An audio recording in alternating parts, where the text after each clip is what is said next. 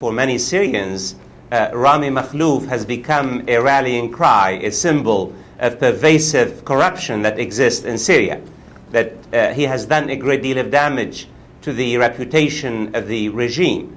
Remember, in Syria you have decadent wealth and abject poverty. And what the Syrian regime is trying to do is to say to the protesters, we hear you. It's trying to send a powerful message to the protesters.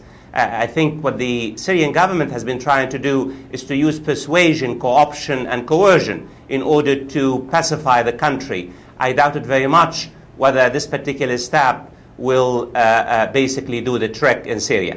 And what is your assessment now of the Syrian situation, having talked to people there? You know, I have spoken to many Syrians over the last 10 days. And I think my take on Syria, it's a very divided society.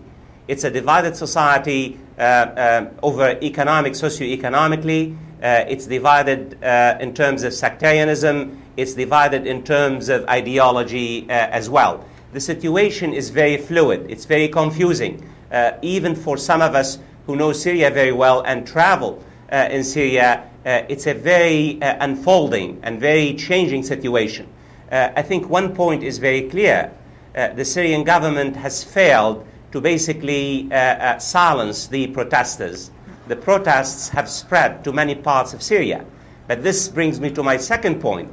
The protests in Syria, even though they have spread to many parts of Syria, basically are not as large and thick as the protests that we have seen in Yemen, in Tunisia, and Egypt. And that what this tells me is that the Assad regime retains a strong base of support. Even though there's a great deal of opposition in Syria, the Assad regime appears to be deeply in trenches, and also the country is deeply divided. And that's why I would argue that the situation is very fluid, and it will likely take many weeks, if not many months, for the fog to clear, for the dust to settle in Syria. And what might be the tipping point? These large numbers of people who benignly support Bashar al-Assad? Would it be the army? Would it be external regional influences that might change the situation? My take on Syria is that the Syrian situation will be determined inside the country. Syrians will basically be the ultimate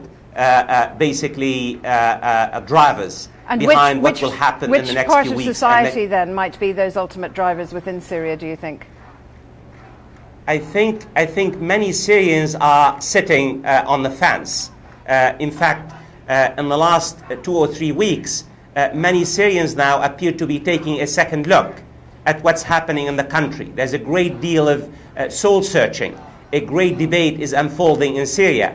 And what the government has tried to do in the last few days is to basically flag nationalist symbols, in particular the army as the guardian of the nation, in particular the flag itself. And the government has really used some of the massacres, some of the killings of soldiers and security personnel to basically drive the point that this is not just about the opposition, there is an armed insurrection in the country. And that's why many Syrians now are beginning to take a second look at what's happening in the country. And also what the Assad regime has done in the last few days is to mobilize its followers. You have had hundreds of thousands of pro-Assad basically on the streets in the last few days all over Syria. So indeed, the country is very divided, and it's going to take quite a great deal of time to see what's the tipping point. I don't think there will be a tipping point. My take on what's happening in Syria, this will be likely a low-intensity conflict as opposed to a regime change like what happened in Tunisia, in Egypt, and what might happen in Yemen as well.